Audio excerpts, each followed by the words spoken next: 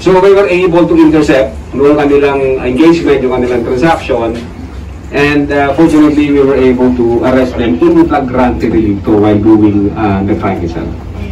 We suppose na lahat yung 7 magkakasama ito kasi initially yung dalawang nahuli namin sa Nakapagal is parang tumatayo dito na parang big boss ng grupo is itong isang nakaputi. And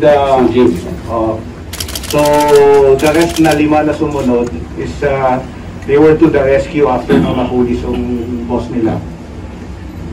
Thank you. Attorney, paano sila nalilink sa mga bogo dito sa Pilipinas? Yeah, gaya ho ng sinabi ng aming director. Before kasi, bago pa nag-pronounce yung presidente, yung mga POGO operations kasi, since corporation sila, ina-allow sila ng BSP to possess yung mga POS machines o POS devices. So in terms of i-encash na nila yung proceeds from criminal activity, hindi na sila nahihirapan kasi in the guise of POGO operations, doon na nila mai-encash ngayon yung mga proceeds.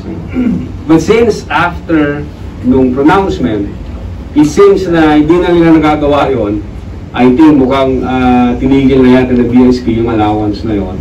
So they need to get POS from other parties in interest. That's the reason why nag-offer sila ng 20%. Kung sino man makakapag-provide.